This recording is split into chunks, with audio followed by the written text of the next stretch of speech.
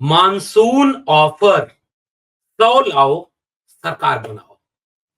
ये ट्वीट किसका है जिसने उत्तर प्रदेश की राजनीति में आज सुबह सुबह फिर से एक नई हलचल पैदा कर दी। ये ट्वीट किसने लिखा है और किसके लिए लिखा है कि 100 लाओ, सरकार बनाओ। ये ट्वीट क्या कहता है कि क्या उत्तर प्रदेश की सरकार परेशान है? क्या उत्तर प्रदेश की सरकार अस्थिर है? क्या उत्तर प्रदेश की सरकार में चीजें कंट्रोल के बाहर हो रही हैं, या सब कुछ अब एक तरफ से बैलेंस होता जा रहा है और विपक्ष के नेता ने उसमें फिर से एक नया तुर्रा छोड़ दिया है? क्या है केशव प्रसाद मौर्य की वर्तमान स्थिति?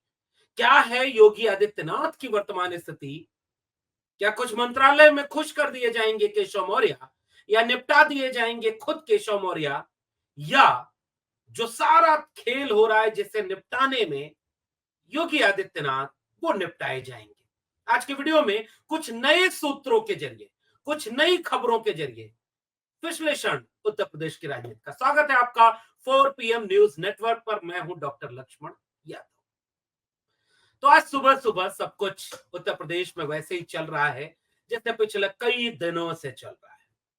लोकसभा का चुनाव बीजेपी उत्तर प्रदेश में हारती है, और ऐसा हारती है कि केंद्र में उसकी सरकार नहीं बन पाती। अकेले पूर्ण बहुमत से केंद्र में सरकार बनी तो वो गठबंधन की सरकार बनी, जिसका दबाव, असर, इकबाल वैसा ही नहीं रहा जैसा पिछले 10 साल, क्योंकि पिछले 10 साल बीजेपी की अपनी पूर्ण बहुमत की सरकार बनी। और इस बार का नारा यह था कि अब की बार 400 पार। फिर ये पूरी कवायद तेज होने लगी कि असल में क्या वजह रही कि उत्तर प्रदेश में जिस बीजेपी ने इतना सब कुछ किया, अचानक से सीटें कम हो गई और अप्रत्याशित रूप से कम हो गई। समीक्षा बैठकों का दौर शुरू हुआ, एक दूसरे के खिलाफ बयानबाजी शुरू हुई और उस बयानबाजी के साथ साथ उत्तर प्रदेश की राजनीति में दोषारोपण का खेल शुरू। तो अब तक कई वीडियोस में, कई घटनाओं के जरिए, कई तस्वीरों के जरिए, कई सूत्रों के हवाले से आती सूचनाओं के जरिए इस बात का विश्लेषण खूब किया गया कि क्या उत्तर प्रदेश में भी मुख्यमंत्री बदले जाएंगे। क्या केशव मौर्य बाहर बार बार दिल्ली आ रहे हैं तो उसका कुछ सूत्र खुल रहा है।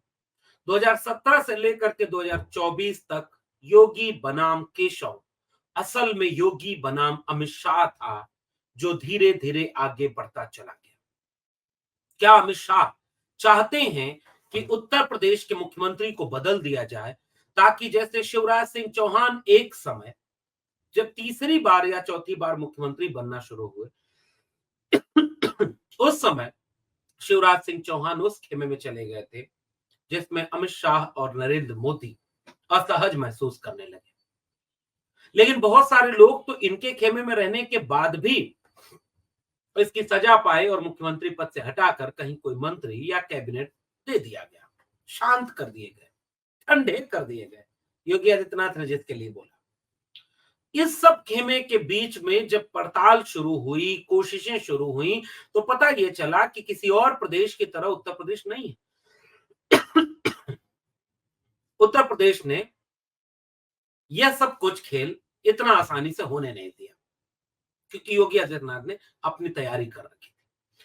तो असल में अब दो तीन चीजें एक साथ खुलने शुरू हुई है, और वो कि क्या जितिन प्रसाद जो पीडब्ल्यूडी मंत्री थे, वो पीडब्ल्यूडी में उस तरह से काम नहीं कर पाए जैसा वो चाहते रहे होंगे।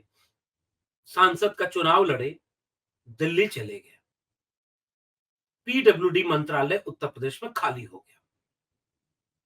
यहां से एक एक बल मिला, एक तरह की चर्चाओं को बल मिला कि क्या उत्तर प्रदेश के कैबिनेट मंत्रियों की कुछ भी नहीं चल रही। सूत्र फिर जुड़े खुद उप मुख्यमंत्रियों से। उत्तर प्रदेश में दो उप मुख्यमंत्री, केशव मौर्य और ब्रजेश पाठक। पिछले दिनों उत्तर प्रदेश में एक बार एक तरह से विवाद खड़ा हुआ था। ब्रजेश पाठक को स्वास्थ्य महकमा मिला हुआ था। ब्रजेश पाठक ने अपने हिसाब से कुछ प्रमोशन, कुछ ट्रांसफर, पोस्टिंग कर दी। फाइल मुख्यमंत्री आवास पहुंचती है, मुख्यमंत्री कार्यालय। पता चलता है कि उनके किए गए तमाम फैसलों को रोक दिया गया, बदल दिया गया। तनातनी शुरू हो गई और वो तनातनी ऐसी फैलती चली गई कि दोनों के बीच रिश्ते सहज नहीं रहे। और इस बीच में आगे जब बात केशव मौर्य तक आती है तो पता चला इनके मंत्रालयों में आवंटित पैसे रिलीज ही नहीं किए जाए और उन पैसों को कोई खर्च नहीं कर पा रहा। और जब पैसा खर्च नहीं हो पा रहा तो इसकी एक वजह यह सोची गई कि क्या मंत्रालयों पर नकेल किसी ने कस रखी है, क्या मुख्यमंत्री कार्यालय हावी है, क्या मुख्यमंत्री के आसपास के जो कार्य अधिकारी हैं वो मजबूत हो रहे हैं और तमाम नेताओं के, तमाम मंत्रियों के काम नहीं हो और काम होने के पीछे कई वजह होती हैं। पैसा नहीं कमा पा रहे, मनमाफी ट्रांसफर पोस्टिंग नहीं करा पा रहे, दबदबा नहीं बना पा रहे, क्योंकि दबदबा तो उत्तर प्रदेश में एक का रह गया और उसने अधिकारियों से बाकी चीजें कंट्रोल में रखी। तो जब ये कवायद तेज हुई तो जितिन प्रसाद का उधर जाना और पीडब्ल्यूडी मंत्रालय का खाली हो जाना, तो कोशिश ये की गई कि योगी आदित्यनाथ को मुख्यमंत्री पद से हटा दिया जाए। क्योंकि योगी मोदी के बाद कौन, इस सवाल का जवाब एक सूत्र में दिखे, एक साफ दिखे। नरेंद्र मोदी एक चेहरा बन के खड़े होते हैं और नरेंद्र मोदी के चेहरे के साथ दूसरा चेहरा सबसे ज्यादा कौन दिखाई दिया, अमित शाह। और अमित शाह के बाद अब नरेंद्र मोदी 73-74 साल, उम्र ढल रही है, जलवा घट रहा है, तासीर ठंडी पड़ रही है, कौन अगला नंबर। राजनीति में भी अब वो कवायद तेज नहीं रही।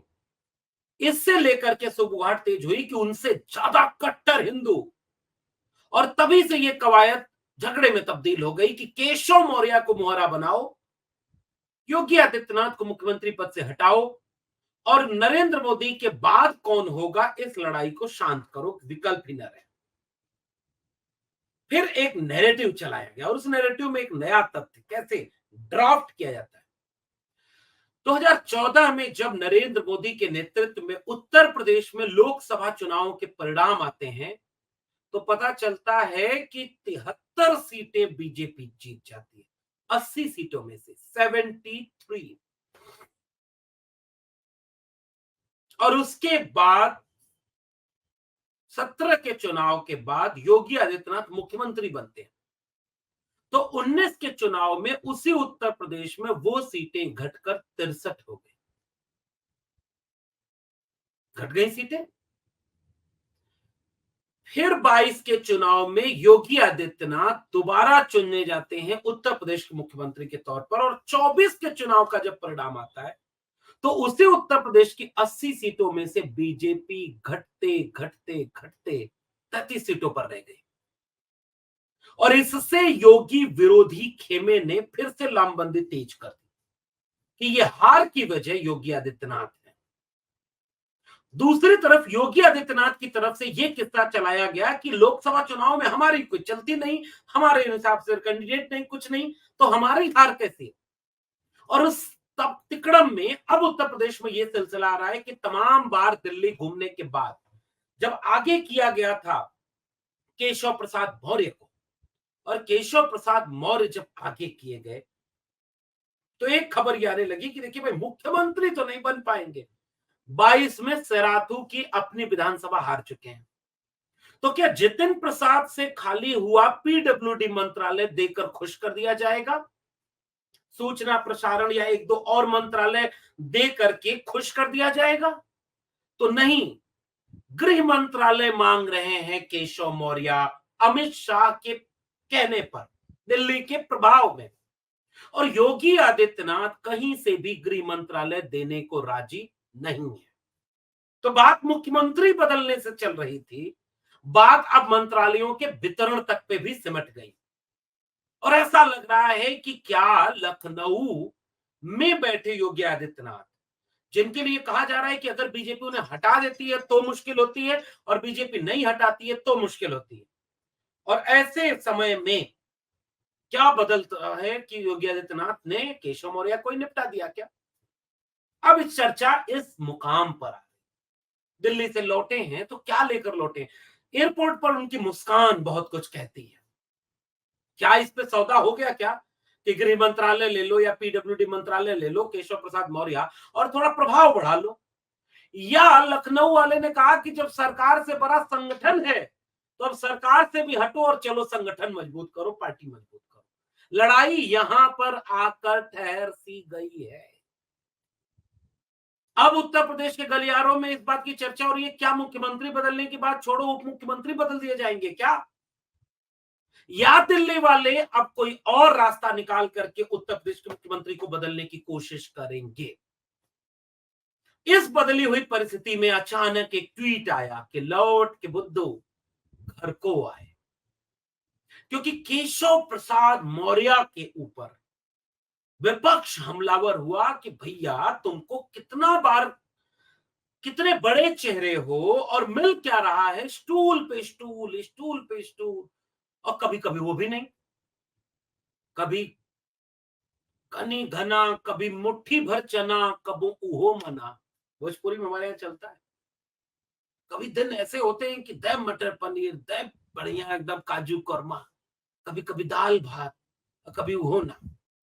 वक्त हर बार एक सा नहीं होता। और फिर उल्टे केशव प्रसाद मौर्य ट्वीट करके सपा और बसपा इन पर हमलावर हो गए, क्योंकि ये लोग ये कह रहे हैं कि भैया तुम लोग अपने घर के झगड़े में पूरे प्रदेश पर अस्थिरता फैला दी हो। हॉस्पिटलों में दवाई नहीं, बाढ़ में राहत की कोई सामग्री नहीं, कर्मचारियों में गुस्सा, चाहे वो प्राइमरी स्कूल के मास्टर हो, तुम्हें फैसले वापस लेने पड़ रहे हैं, सरकार का इकबाल कमजोर हो गया, कानून व्यवस्था इतनी चौपट हो गई है कि पुलिस कस्टडी में लोग मारे जा रहे हैं तो कहीं भी छेड़खानी और तमाम तरह के अपराध बढ़ते जा रहे हैं उत्तर प्रदेश में। और तब जब कमजोर पड़ते दिखे केशव प्रसाद मौर्य, तो अखिलेश यादव, जो अपने पूरे कॉन्फिडेंस में आजकल दिखाई दे रहे हैं, उन्होंने फिर एक ट्वीट किया कि मानसून ऑफर 100 लाओ, सरकार बनाओ। और इस तरह का जो मानसून ऑफर जब अखिलेश यादव ने सुबह सुबह ट्वीट किया, इससे ये लगता है कि क्या केशव प्रसाद मौर्य को वो ऑफर दे रहे हैं कि भैया जब तुम्हारे हिसाब से दिल्ली वाले तुमको कद पद प्रतिष्ठा नहीं दिला पा रहे हैं, अब लगता नहीं कि तुम्हें गृह मंत्रालय भी मिलेगा उत्तर प्रदेश का, जो कि मुख्यमंत्री ऑफिस अपने पास रखी हुई है, पीडब्ल्यूडी मंत्रालय भी नहीं मिल रहा जो जितिन प्रसाद छोड़ के गए, जिसमें कम से कम थोड़ा है ना, वो भी नहीं मिल रहा है, वो क्योंकि मुख्यमंत्री ने अपने पास रख लिया है वो भी। और आप चले थे मुख्यमंत्री बनने, और लग ये रहा है कि अब आप लोगों के बस का कोई मुख्यमंत्री का मामला बचा नहीं। तो या तो आप इंतजार करो, क्योंकि अब तो स्टूलो छिन रहा है लग रहा है, तो 100 विधायक लाओ और मुख्यमंत्री बन जाओ। विपक्ष तो विपक्ष है ना भाई, वो तो अपना खेल खेलेगा। शिवपाल सिंह यादव ने ट्वीट करके कहा कि ये जो तुम पीडीए पर, केशव प्रसाद मौर्य ने पीडीए पर टिप्पणी कर दी, और उन्होंने कहा कि ये जो सपा बहादुर लिखते हैं जब केशव मौर्य, तो भी सपा बहादुर से अखिलेश यादव जी, भाजपा कि देश और प्रदेश दोनों जगह मजबूत संगठन और सरकार, फिर संगठन को पहले लिखा, याद है ना, संगठन सरकार से बड़ा होता है, तो ट्वीट किया, फिर डिलीट किया, फिर ट्वीट किया, और सपा का पीडीए धोखा है, अब उसी ट्वीट में ये लिख दिया, सपा को गुंडा राज, 2027 में भी बीजेपी जीतेगी, सब तरह दोहराएगी। तो शिवपाल सिंह यादव ने कहा कि पीडीए सामाजिक न्याय के विस्तार की गारंटी है, पीडीए हर दलित, पिछड़े, अल्पसंख्यक, वंचित और पिछड़े के अधिकार की गारंटी है। यह पीडीए की ताकत है जिसने सत्ता के मद में डूबी भाजपा को उत्तर प्रदेश में रोककर केंद्र में सहयोगी दलों पर निर्भर कर दिया। यह पीडीए ही है जिसने सिराथू में आपको प्रचंड हार दे दी। और इस तरह से पूरी समाजवादी पार्टी एक तरफ हमलावर हुई कि भैया देखो हमारे ऊपर मत, तुम लोग अपना घर का झगड़ा देखो, और दूसरी तरफ मानसून ऑफर आ गया कि अगर 100 विधायक हैं तो 111-12 तो सपा के पास है और उसके बाद 10 उपचुनाव होने वाला है, इसमें जीतेगी सपा। 100 लाओ, मुख्यमंत्री और सरकार बनाओ। इससे फिर बीजेपी और सकते में है, क्योंकि बिहार से लेकर के महाराष्ट्र, उत्तराखंड से लेकर के कर्नाटक तक, मध्य प्रदेश से लेकर के कई राज्यों तक बीजेपी ने यही खेल खेला है।